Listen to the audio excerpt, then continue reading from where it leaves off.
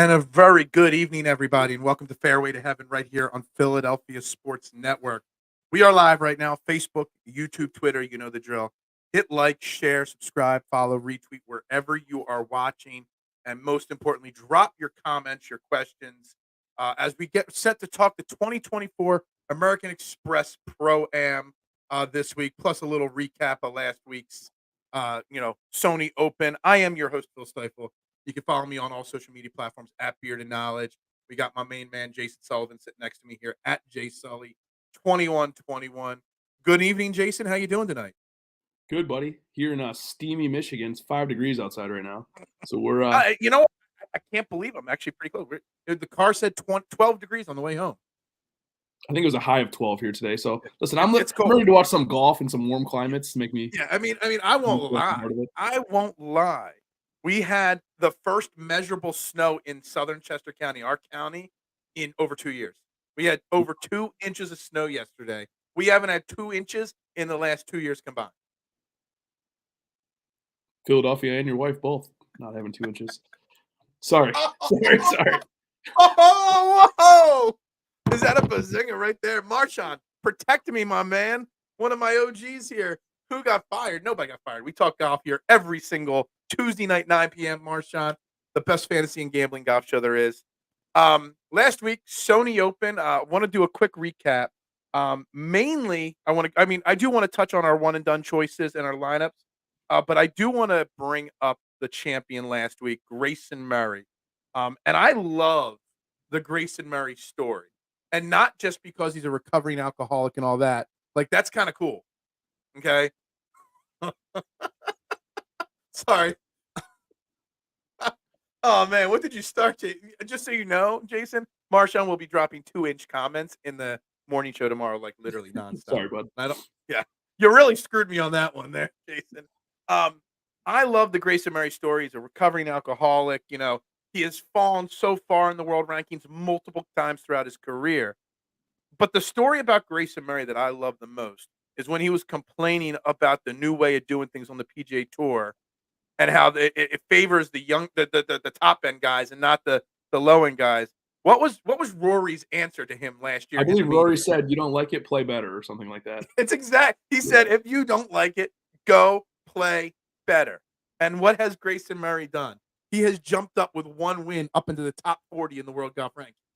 The irony is, at the same time that he was climbing up the leaderboard in his tournament, Rory was falling in his tournament overseas. So I just love that. Like, yo, you don't like it, do better, right?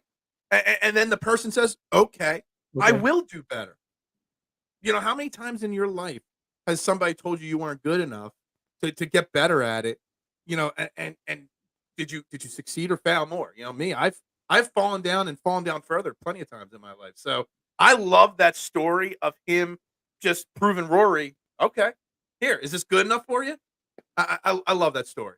It's crazy too that 2 weeks in a row. Last week we had Chris Kirk, who obviously same type of deal, obviously recovering alcoholic, same kind of thing. Completely different ends of the spectrum. We have Chris Kirk, who doesn't say 2 words, and then we have Grayson Murray, who always flies off the handle on Twitter. And I remember Grayson Murray way before Fairway to Heaven even got started, like in 2017, 2018. He was a hot young up and coming golfer. You know what I mean? Like, he had a lot of potential, and he couldn't handle the pressure. He couldn't handle the sex, drugs, and rock and roll that I guess you have on the PGA Tour. The pressure of being on the PGA Tour. So I love that story. I love a redemption story. That's a very Philadelphia thing, a redemption story. We've got Rocky, we've got Vince Papale, we got all these, redemption stories in Philadelphia, true and false, and I love it. And so Grayson Murray, he wasn't one of my picks for the year, but now I'm going to be following Grayson Murray all year because it'll be interesting too to see how he does the rest of the season. Does this catapult him up into kind of a contending world like Chris Kirk? I mean, over the past few years, Chris Kirk's kind of gotten back into things, and he's won a handful of times the past few years. It'll be interesting to see if Murray continues to pop, because he's that guy that will pop like 4 weeks a year, and you're like, oh my god, he's good. He'll finish top 5, and you're like, wow, he's really good, and then he disappears. So it'll be the other aspect of it is also the now with the new rules and the new changes to the PGA Tour, he gets into the Masters. He gets into the he gets to go play Sawgrass every elevated event he is now in on. Pretty His world's about to change, and the pressure's going to be there. And you bring up Chris Kirk, I bring up Wyndham Clark. Wyndham Clark. I mean, it wasn't like he was winning every event. It wasn't like he's this great golfer. He goes out and wins the U.S. Open. A lot of pressure. Has Wyndham Clark even had a top 5 or 10 since winning the U.S. Open? He was terrible after the US Open last year. Yeah, He's been terrible this year too. So What's it'll be funny real. too, When these that's kind of guys that interesting. come out of nowhere and win for the first time, it's kind of exciting to see what does that do for their trajectory. It's kind of an interesting segue too, because he's rumored to go. Wyndham Clark's rumored to be going to John Rahm's team in Live right now. So I did not even see that yeah, rumor. Damn. so that's the rumor that's been going around. He hasn't been good, like you said. He hasn't been good at all since he won the what did he win, the US Open? Yeah, the last US year? Open. Yeah, hold on. Yeah. I mean, he's in this week's field, isn't he? Yeah, he's in this week's field. But Yeah, here, I mean, I could dare pull up I his. say, Yeah. I know he made the Ryder Cup team. I know he's what is he, like, top 10 in the world at this point right now, but dare I say, because to me it feels like he's super overrated. Like, yeah, he I mean, won so a here, so won the US Open, then he went 29th at the Travelers, 25th at the Scottish Open, 33rd at the Open, 66th at the FedEx, and then the 15th at the BMW, but that's Yeah. what, a 60-person 30 field, and people. third at the Yeah, Tour 60 Championship. people, yeah. Yeah, so he definitely did not keep that momentum going for very long there after that. And Yeah, he's still getting that respect of being a major winner when he doesn't play like one anymore. No, absolutely not. All He right, might be so going anywhere. we both picked the one and done. So if anybody's new, one and dones are basically when it's kind of like a survivor pool in football. One and done, you pick a golfer each week. You can't pick them the rest of the year, and then we track how much money those golfers make, and we're gonna have a season long competition between Jason and myself. Winner of the competition at the end of the year gets a beer bought. Jason will be buying me a beer at the end of the year after I win this thing. I did not get off to a great start. I had Chris Kirk last week, who finished That's in pretty solid. tied for 18th place, made Still a solid. little over $100,000, and you had Andrew Putnam, he finished T10, 209,000. So, I mean, you got about honestly, 100,000 start on me here. yeah, but after week considering one. neither one of us used a star, it's pretty Yeah. solid. Yeah, I mean Well, the star. There weren't many stars in the field no, last week. This week it's no. a star-studded field, which is shocking. We'll get to that in a minute. Then we also did a competing DraftKings lineup, which you completely demolished me in last week. I had 404 points in my lineup. 4 out of 6 guys only made the cut in the lineup I chose on the air. How about yours? Mine was 6 out of 6, 512 points. It was like one of those weeks that, like, I had a 6 out of 6, which is good, but all my guys finished in the teens, which is not gonna. I mean, for a while it was contending in a GPP, and then it kind of dropped over the weekend. So And that's the thing with fantasy golf. I mean, it's a roller coaster. You were texting me on. I thought it was Friday, but it was really Saturday. it was Saturday, yeah. Lineups were. I'm like, oh, at least you got 2 more rounds. You're like, actually, no, not really. Um, last week was such a brutal week for me. And the thing with fantasy golf versus fantasy football and gambling on golf, it's a long season, and you really, really have to, keep your emotions in check. It's kind of how I feel because you're gonna have some really awful weeks. And last week, I actually had a really good player pool. I didn't have a really good week of lineups because Matthew Fitzpatrick was my main guy, and he missed the cut. So 13 or 14 of my lineups, just like that, were guaranteed not to have 6 for 6. But I still was contending a bunch of lineups throughout the weekend, and a couple of my bets were contending throughout the weekend. But then I ended up outside of showdowns, not cashing in a single one. So people really got to manage their emotions if they get the fantasy golf, right? Well, and like you said too, you had a good player pool. Sometimes it's not who you pick; it's kind of the way you build rosters. A lot of people are starting to say that now, but I mean, like your Fitz call obviously hurt you, but like you touted Keegan as your favorite play of the week. Yep. Yep. And then I touted Benny Ann as my favorite play of the week. Well, they were right there, both right there at the Benny end. On was in my pool. Yeah. Brian Harmon was in my player pool last week. Aaron Rye had he was in almost 50% of my lineups, and he made the cut, but he finished in like 57th place. So I literally had like 5 or 6 guys finish in that 50 to 60th place pool or range in the lineups, and that's not winning you anything when you got a bunch of guys in the 50s and 60s. But there were big swings last week too. I'm sure you saw Chris Kirk was up there. I think he was third at one point. He dropped all the way to 18. Eric Cole barely made the cut. He was like T52 after Friday, and he ended up finishing like 10th or something. So I mean, like you said, there's lots of swings in this world. So Yeah, absolutely. Well, this week I think it's a very interesting event because it's an interesting week. I'm not a fan of the American Express, which is the first pro-am of the year, but it's also the 3-course rotation out there in California. You got the Stadium course, La Quinta, Nicholas course. The rotation just is kind of annoying, but you also have to play that into account because the cut doesn't come till after the 3rd round. versus a second round. So it's an extra day of all your 6 for 6s scoring points. So you really need to go out there and get guys that are going to score, because you got three days versus 2 opportunities. Um, what are your thoughts on the pro-am and the course rotation?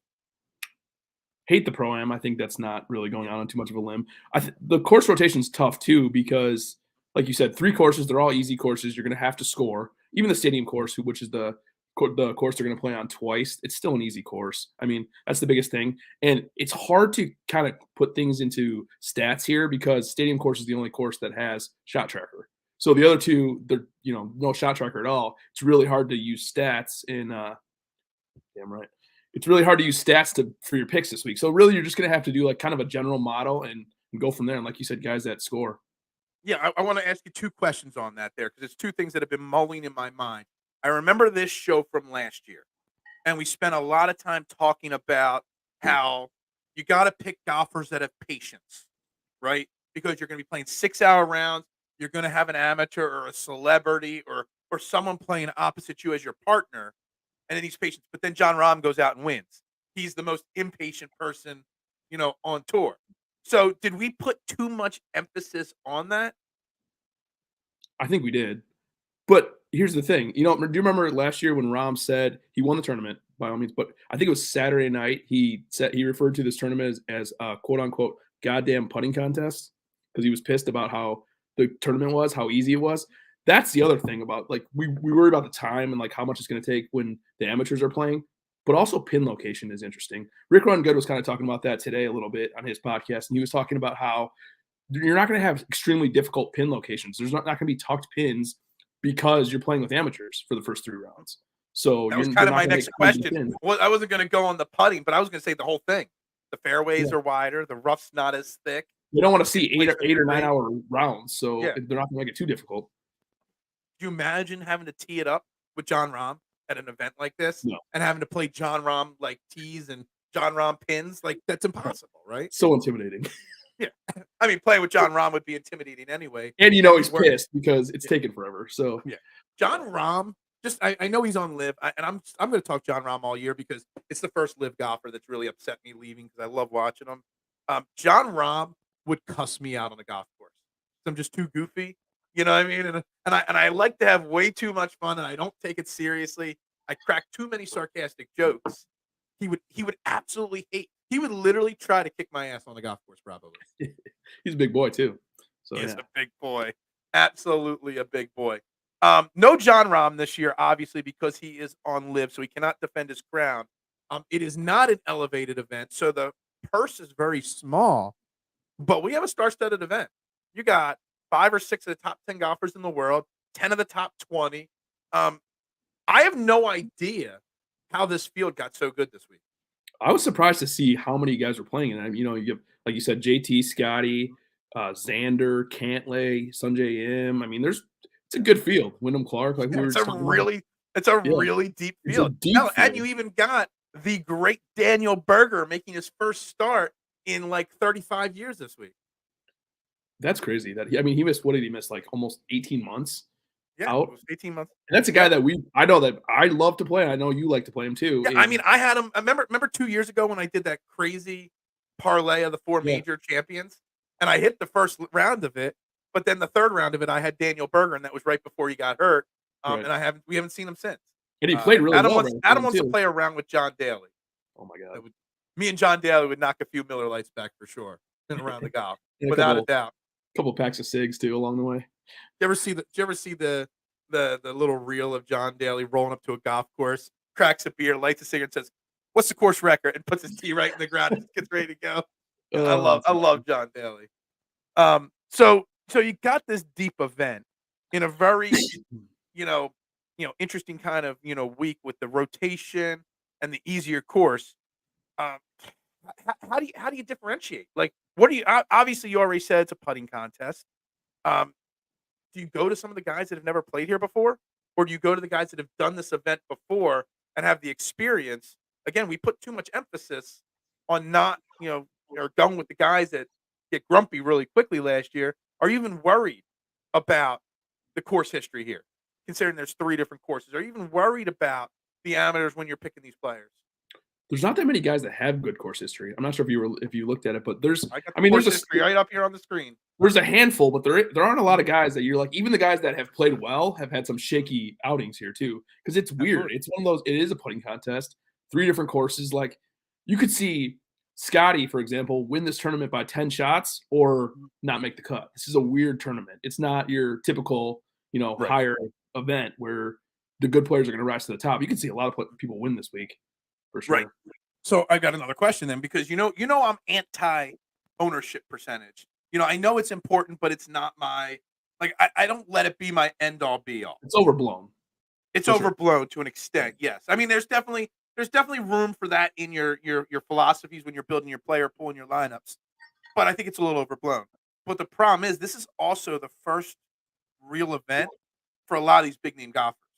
And all the top golfers, all the ownership. I mean, you look at it right now, it's still only Tuesday night.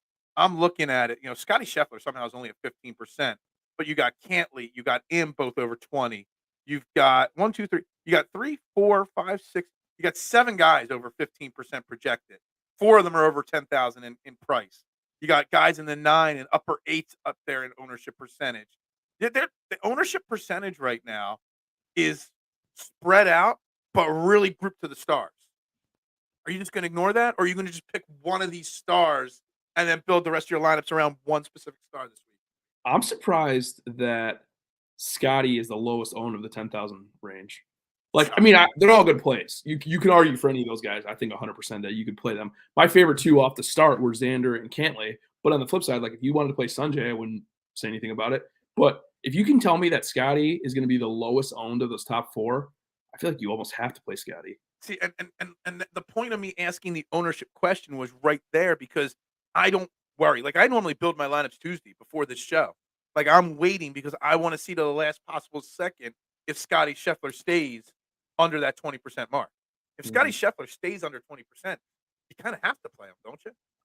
I mean, I know it's a putting contest, and he can get a little wonky with his putter, but maybe that's why his ownership is so low, is because occasionally he gets a little loose with his putter. I don't know. He doesn't have great course history here, but it's not terrible either. I mean, he has some decent finishes. So, he missed one cut. He's got a 3rd, 11th, a 25th, and a missed cut. Yeah. So, I mean, that's not awful. I think people are scared because you're hearing everybody say putting contest. You know the guy can't putt. But if he gains 10 strokes tee to green, it might not matter either. So, Adam, top 10, top 5. I haven't really looked at the top 10, top 5. I've kind of cut that out of my betting. I'm trying to really zone in on my outright bets this week, and this year, instead of wasting time on the top 5s and 10s. But I do know everything we've just talked about here about the top guys. When I looked at the outright board, which I don't know what their top 10 or top 5 numbers are, I would have no problem placing a top 10 bet, no matter what the odds are, on Patrick Cantlay and Sungjae Im. I clicked those 2 names immediately as outright bets when I started this week. And this is before ownership percentage came out, before the DraftKings prices came out. I'm like, I am betting Sungjae Im and Patrick Cantlay this week.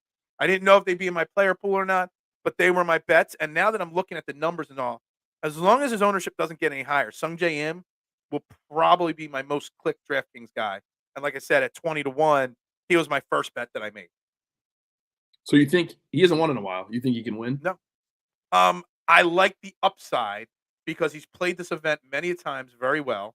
18th, 11th, 12th, 10th, 12th. He's doing this course. Over the last 5 years, he is the only one that's gained over. Well, let me refresh this. Only one over 40 strokes gained total at this event over the last 5 years. He loves this event. He plays this event well. I know he hasn't won in a while. I'm still all in on him, and he's so consistent. He's so consistently good. He's due to win, and I think this might be his week to win. Okay, that's fair. I also think to answer your question, I think he wins at least once this year. I think so too. The whole thing in Korea in the off season in the fall when he had to avoid South Korean military service by winning their national championship, and he had to make a birdie on the 18th hole to win that championship.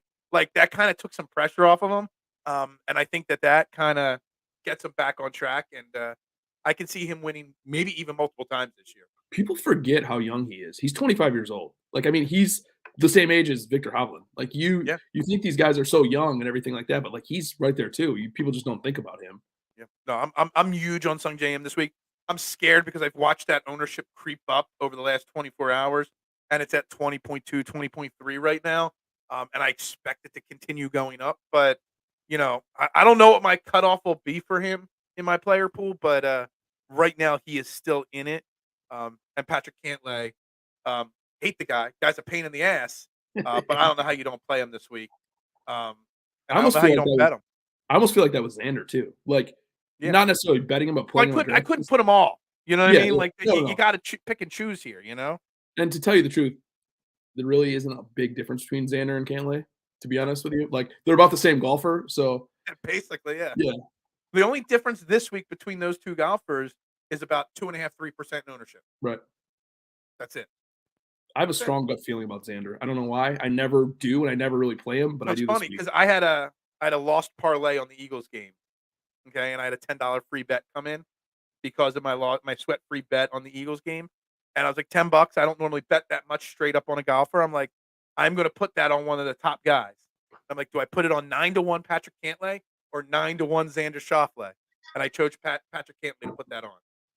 So, but it was literally like get a coin out and flip a coin. Yeah. Who am I going to choose to put that $10 free? Both bet really on? good. Both don't win a Yeah. lot. Yeah.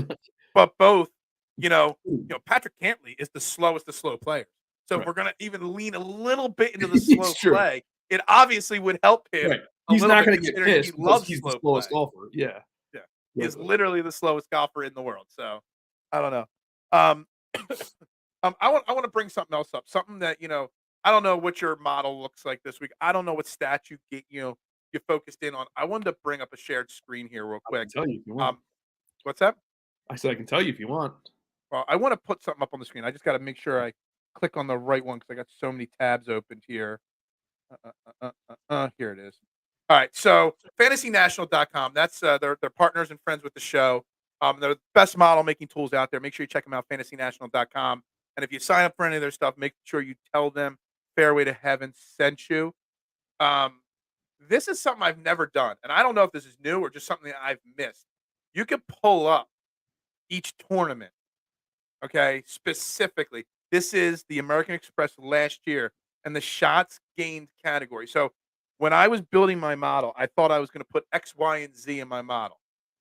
And then I came to last year and I looked at here are your basic shots gained. Everybody in the top 20 gained strokes on approach. Okay. Then I go here and I selected this thing here. Everybody was talking about good drives gained as the most important driving statistic this week. But people in the top 10, 15 lost strokes in that. Nobody lost strokes in fairways gained. Nobody lost strokes in greens in regulation. So I went to this stat here, and then obviously par 5 is something I like a lot this week. Just short par 5s and par 5s overall, big stats this week. So I was looking at this chart to kind of get an emphasis on what's important. And it's funny, putting is so important, but John Rahm lost 2.2 strokes putting, last year and still won this event. So I don't know if you've ever looked at this page on the Fantasy National website, but do you think there's correlation to, not necessarily thinking about the course, but what won this event last year? What brought you to contend last year? And you could change this year by year. Mm-hmm. And this week's event, if you go to 2022 or 2021, it's almost like a mirror image every single year of what stats caused the win. Maybe people should be looking at some of these things more often like this. That page, along with when you go on the top and you go to course breakdown, that's another page where you could see what the guys that won, what they gained in, what the guys that finished top 10, top 5, going on to all the way that they call it trunk slammers, the guys that misses the cut. You could see that's a great way too to see what stats to use too. And like you said, John, everybody talks about this being a putting contest, yet Rahm lost strokes putting last year. He's also arguably multiple guys. I mean, you had 6th place Robbie Shelton, he lost strokes. 11th place Bazudenhout lost strokes. Scotty Scheffler, top 15 lost strokes. There's lost strokes all over the top 15 in putting. So maybe the putting aspect of it wasn't as important. The thing is, there's certain guys that can win without putting, even losing strokes putting. There's not that many of them. Rahm, Scheffler, there's not that many guys that can just come out and putt like crap and still win. Yeah. But the point I'm making with this also is, you hear every fantasy golf podcasts talk about their model, and they live and die by their model. Yep. And I don't think it's necessary to live and die by their model or by the model. Because let me pull this off, and let me share a different screen here with you, and I'm going to pull up my model for this week here, real quick. I think that's it. Yeah, here it is. Look who's in. Sometimes the model is a little off because where is he? Thought he was good in my model. Maybe he's not. Maybe I messed this up. Maybe it was when it was at. Am I on the right strokes? 36 What are you strokes. looking for? I was looking for Daniel Berger. Originally, Daniel Berger was really high in my model. He's Maybe it was high in before mine too, but the stats yeah, are 18 months old. That's the problem. yeah, exactly. So sometimes you got to take models and all these people that live and die on their shows with their models, take it with a little bit of a grain of salt because the models aren't the end all be all. So Berger is 6th in my models to kind of go off your point. I thought I don't know what happened. I thought he was tops on mine. He's 23rd now. Maybe when I had him at 50 rounds or something like that. But yeah, I mean his stats mean nothing. Here's the real question for you: Literally, are you going his to play stats Berger mean this week? absolutely nothing. Right. Are you going to play Berger this week? I might. I just said his stats mean nothing. He might go in one I line noticed that he just was for starred. So yeah. Well, he was starred because I wanted to make sure I didn't forget to bring him up. I even wrote a note down to wait. Like we didn't know if to wait on Will Zalatoris or not last week. We should have waited on Will Zalatoris. Berger, you should probably wait on. I don't know if you know this about Daniel Berger. He's got 4 career wins. Okay. Did you know where his wins come from? I know St. Jude twice, I believe. Yeah. What month is that played in? I forget where else. Well, June. it used to be at Three of his 4 wins have come in June, and 3 okay. of his 5 top 5s have come in June as well. He's Mr. June. So St. let Jude him used to build be up. in June, and now it's What's that? at the end of the year. Yeah. So Just wait till June. June's when Daniel Berger heats up. Daniel Berger, just be patient with Daniel Berger this week. This week's also not only is it a deep field, it's a big field. There's like 155 golfers in the field this week. You know what I mean? So top 65 and ties. There are going to be a lot of missed cuts this week. So, Daniel Berger, not necessarily the best option to play this week. can I ask you a question? If you were going to bet, if you had to bet on one guy, and it was Daniel Berger at 80 to 1 or Zalatoris at 100 to 1, who do you bet? This week? Yeah. I guess Will Zalatoris? I feel like you have to go Zalatoris. Because he's at least played one event. You know what I mean? He played like crap, but he played one event. He played terribly, but at least he played, Yeah. No, you got to wait on Zalatoris. All right, so, we touched on those top guys. There's no wrong guy in the 10K and above range. And I do love that they put Scotty Scheffler up at 11-4. Maybe that's also why he's down. I think so. Then you jump down into that 9K range. I mean, the 9K range has probably 1, 2, 3, 4, 5, 6, 7, 9 guys in the 9K range. Do any of the names stick out for overpriced? Because I think one guy's overpriced, and I think one guy is underpriced. Or I think there's multiple guys that are overpriced actually in this range. I just noticed something that I didn't notice before. How the hell is Jason Day 9,600 in this field? How's he 9,600? How's Tom Kim 9,900 in this field? Like, I know Tom Kim's a good golfer, but how's he 9,900? And no offense to Chris Kirk, I know we hyped him up. Him being in the 9K range in this field, when you got someone like Shane Lowry at 8,700, you know what I mean? Down there, I'm shocked. You got Steven Yeager, who hasn't missed a cut in 16 years in the 7Ks. Like, I feel like some of these 9K prices are a little off. I think so too. I mean, JT Poston's another one, and I think his ownership reflects that. He's been awesome. And then you have guys that I think Eric Cole's underpriced. I think Poston's underpriced. I think Clark's way overpriced. It's like he's still getting that major love when you have guys in the lower 8Ks that have been playing really good. I mean, Hadwin missed the cut last week, but he's been really good. Batea's been really good. Montgomery's been good and has good course history here. So it's weird. There's some weird pricing this week. Yeah, I mean, I actually look at this, and this is where I'm going to save an ownership percentage in the 9K. Because Tony Finau has good course history. Not great, but good course history. Tony Finau's a great golfer. He's sub 10%. Sam Burns, 10%. Good golfer.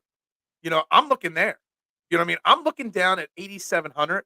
Shane Lowry, a former major champion, at 5% ownership at 80. I know it's the first time this season he's played, but still, he's Shane Lowry. Wouldn't you rather a 5% Shane Lowry at 8,700 or a Tom Kim at 9,900 and 15%? Right. Like, where are you clicking? You know what I mean? That's a good point too. And I think Cole, the way Eric Cole's been playing, 8,800, that's way too cheap.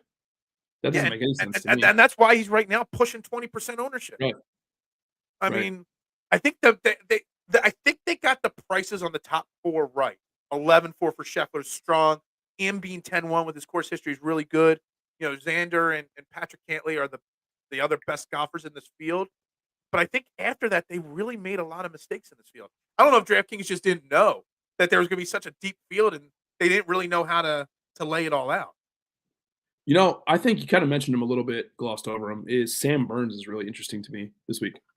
Yeah, This seems like an event that he could win easily to me, and he has good course history here. I mean, he has a T11, a T6, and a T18 yeah, here, and a miscut. yeah. But in the past 4 appearances here, so But obviously, hasn't Sam Byrne also likes won some of the funky events in the past too?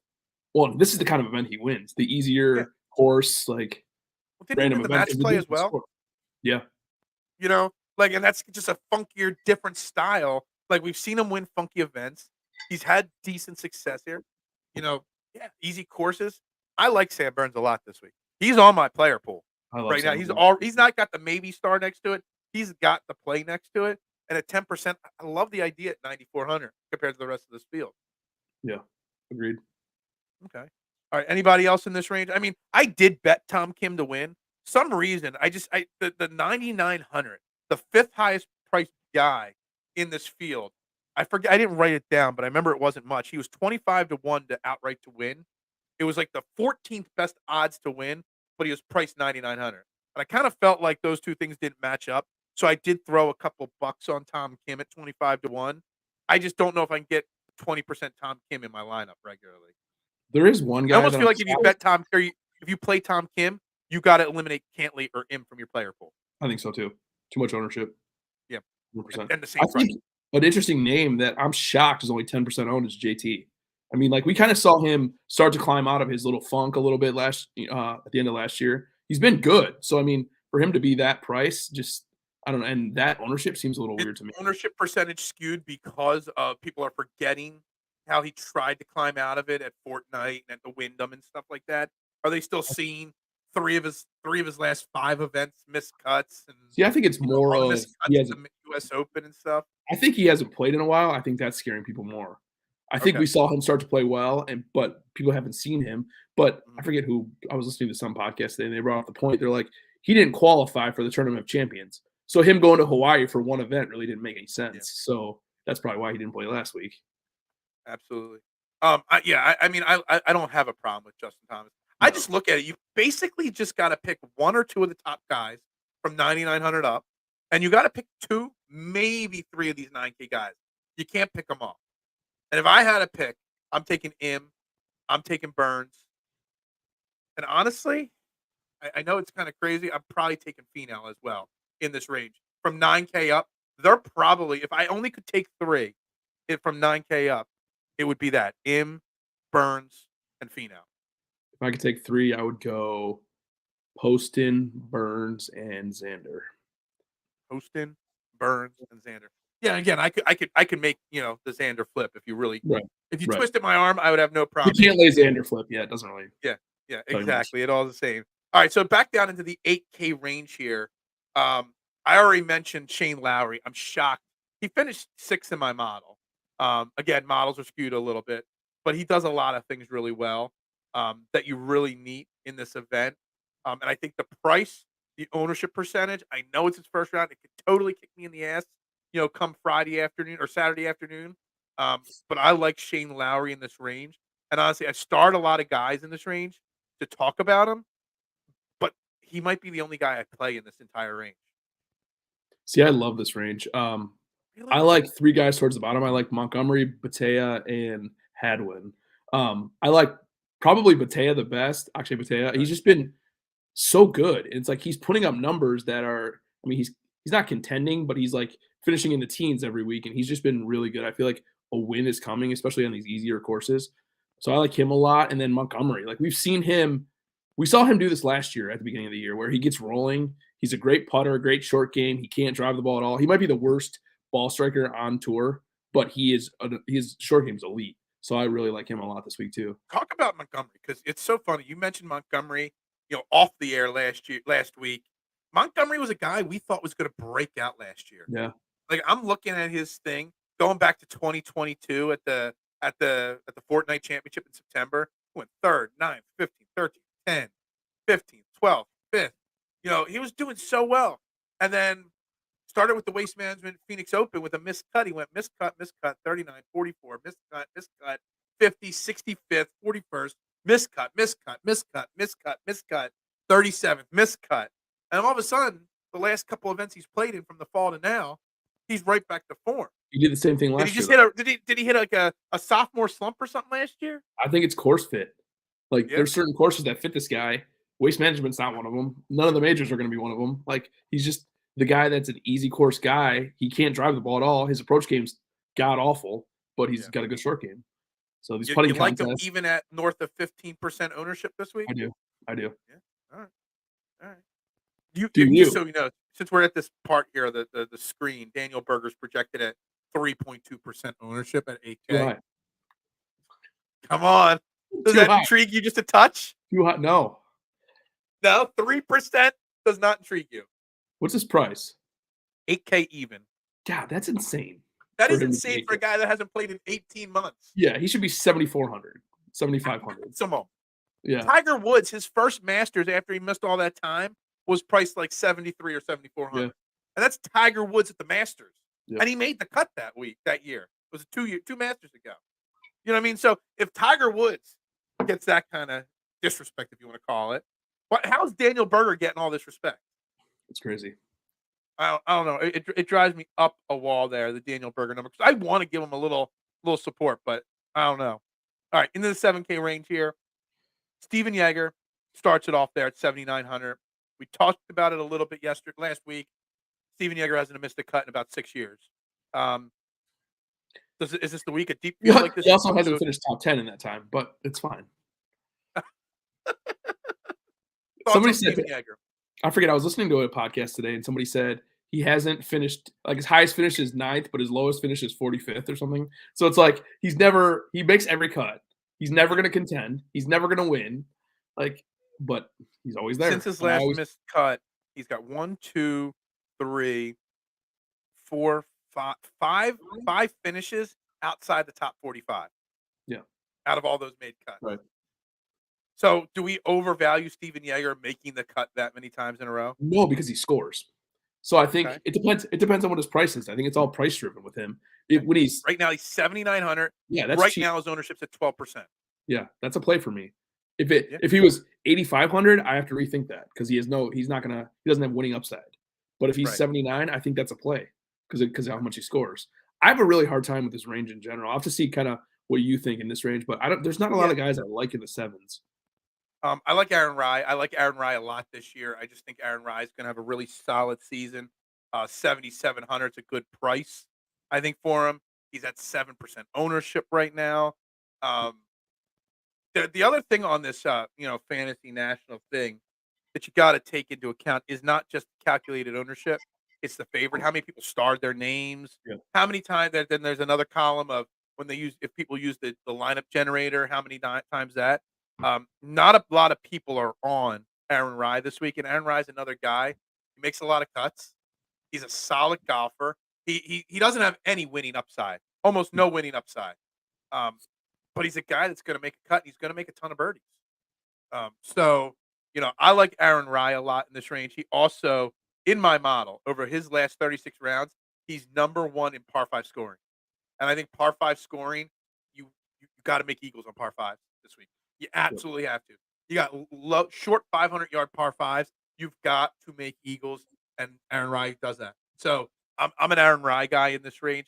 He will probably get 7 or 8 at least out of 20 clicks this week for me. Davis Thompson's a name that I'm zoning in on. Tom Hoagie, I hate, but Tom Hoagie's getting a lot of hype this week. I hate Tom Hoagie. I don't know. I just don't think he's as good as people think he is. No, he's not. But he's got solid, inconsistent course history, if that makes sense. 32nd, second, miscut, 6th, miscut. So he's got some win potential at this course. But he's also been pretty bad for decently long stretch of time, too. Yeah, it's been a while since he had that run at the Players and, the Century last year, like the Genesis. He had a stretch early last year and the fall before it, but he's not been that good. Who did we just talk about that hasn't lived up to the reputation? Wyndham Clark and some of these other names. Tom Hoagie's kind of right in that category. Yeah, he I don't is. like him, but everybody's on him, so he's like kind of in my window. You know what I mean? I like EVR as well this week in the 7K range.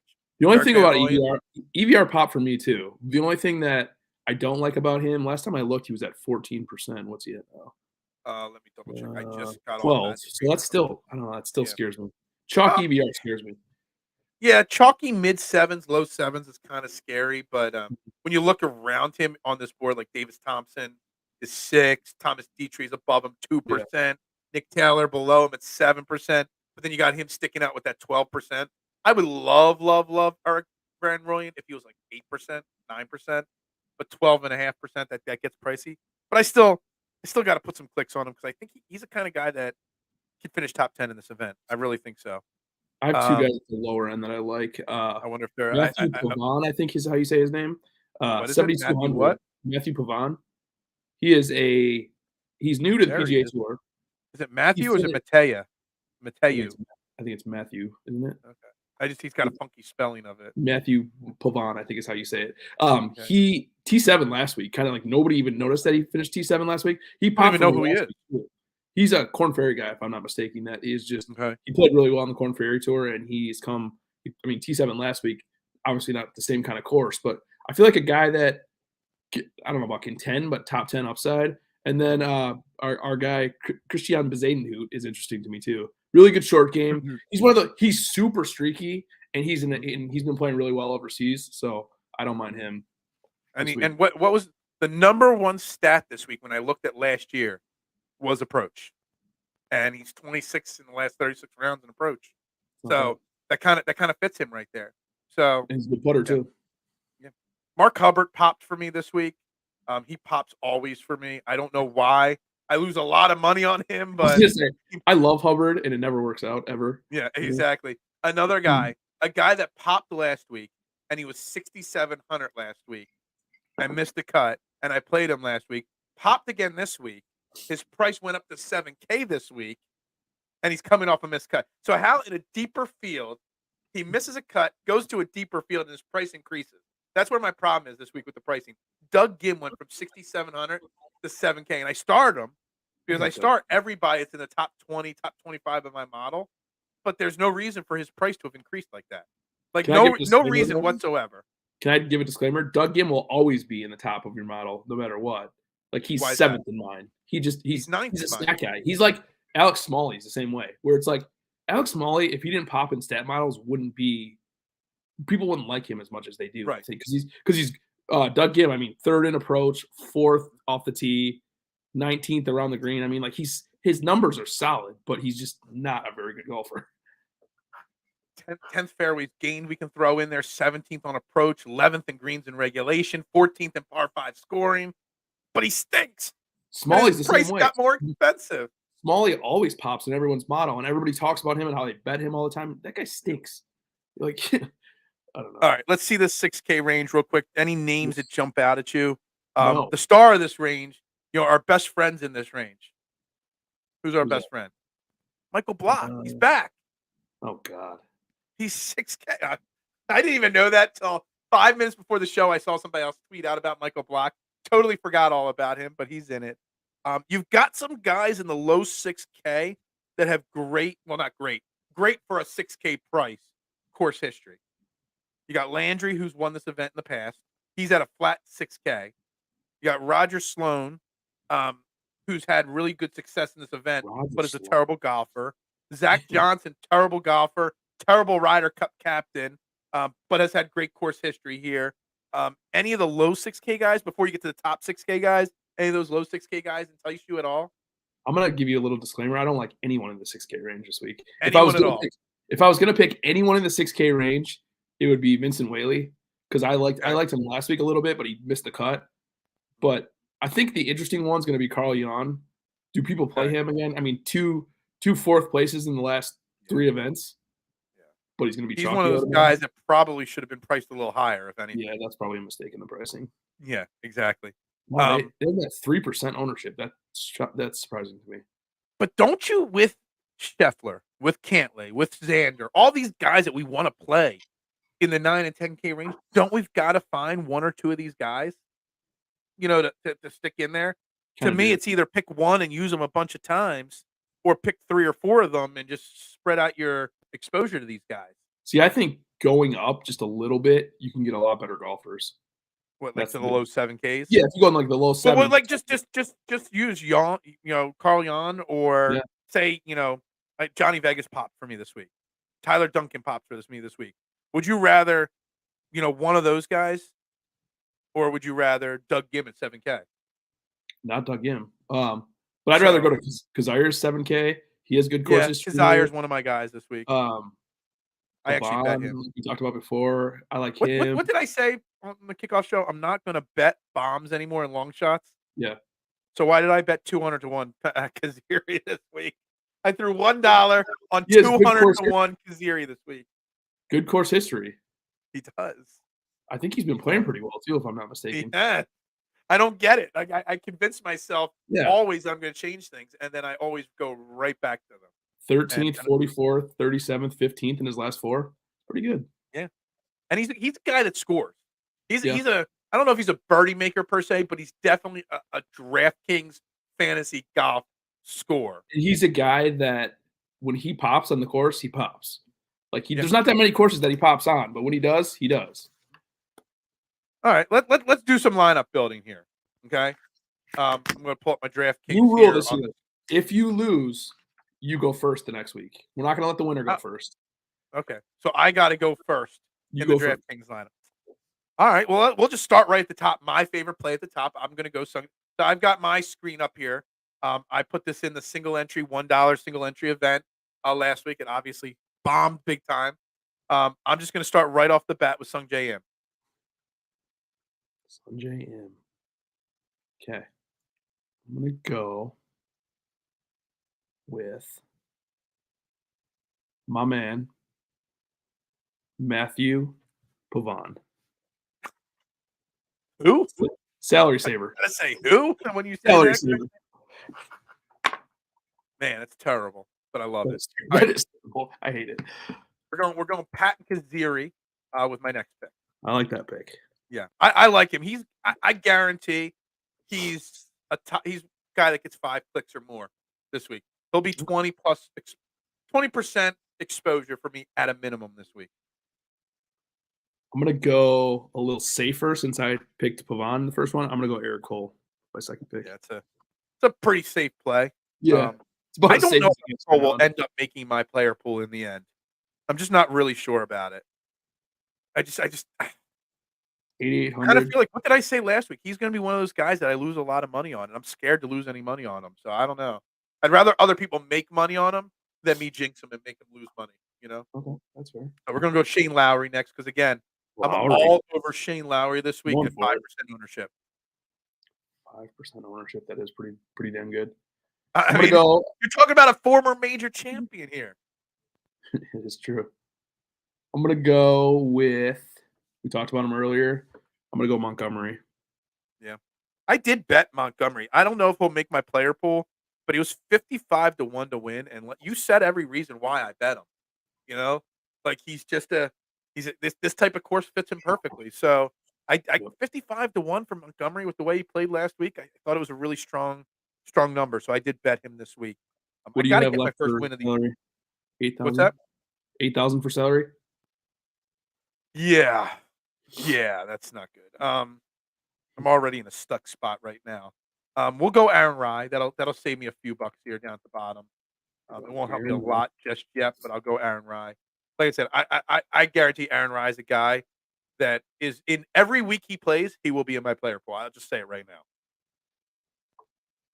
I'm gonna go gut feeling. I'm going Akshay Bhatia again.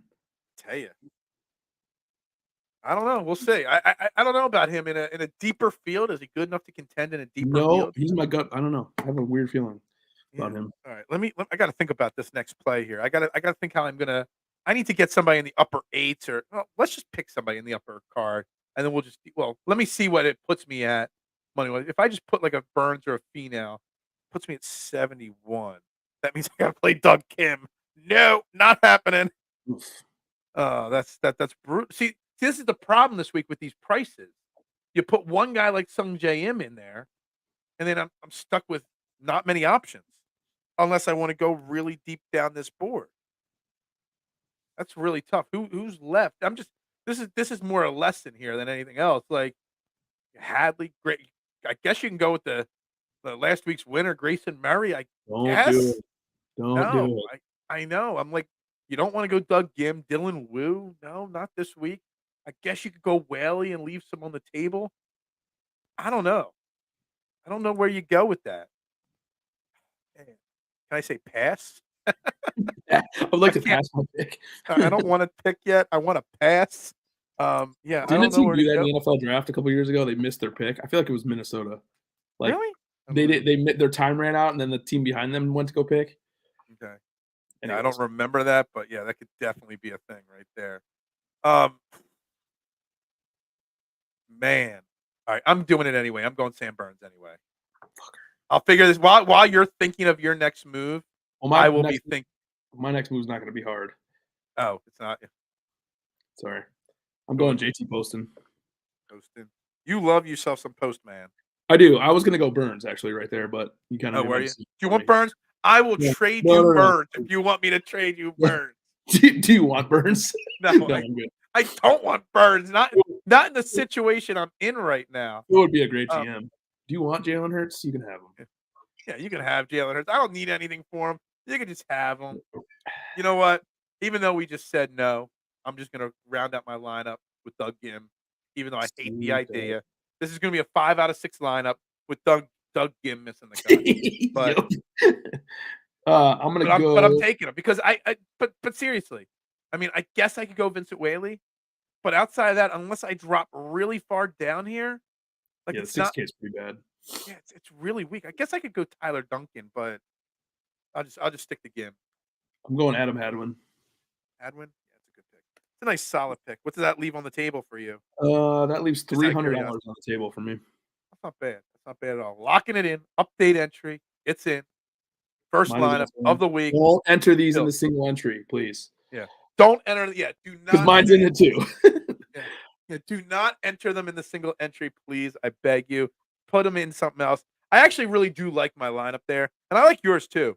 The only one I'm torn on the ownership percentage of your lineup, not the actual choices of your lineup. For sure.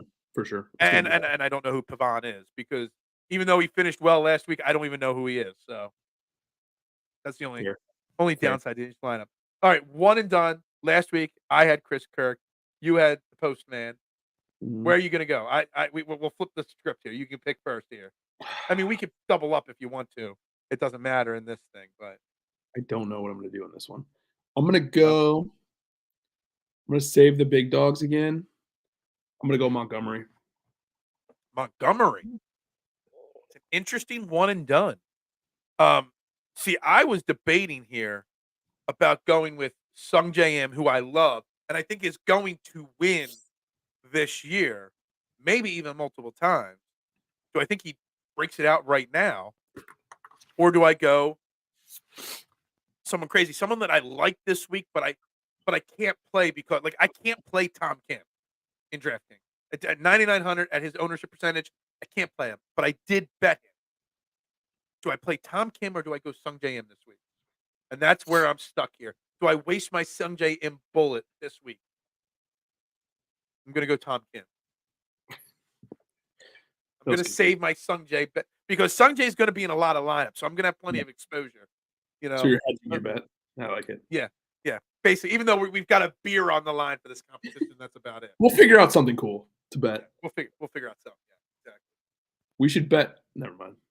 I'm not even going to say it. Trip to Clearwater? I don't make that kind of money, my man. I was going to say a trip to the divisional round, but my team hasn't. Oh, here we go. All right. With that, my team hasn't won a playoff game in 30 years. I'm not allowed to talk any trash to anyone. On that comment, I will give you the opportunity to ask me or say one negative Eagles thing to me to end the show. All right. Well, mine's a question, not a negative thing. We already asked you what the hell happened, so that's not it. Is Nick Sirianni the coach 1 week from today? Is he still the head coach? Oh, you're not saying next year. You're saying 1 week from today. Wow.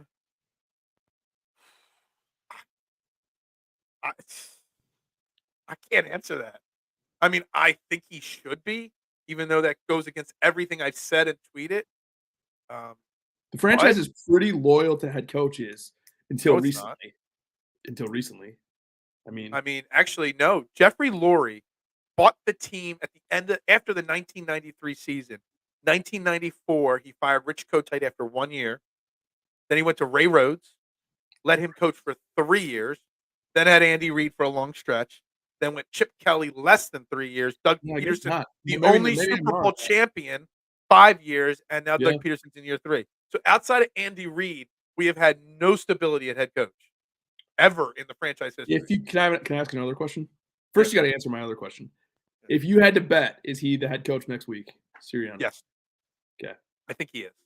I think they give him a very short leash and they hire an offensive or defensive coordinator that has head coaching experience, and they tell him, "You got 4 or 5 weeks to prove you got it."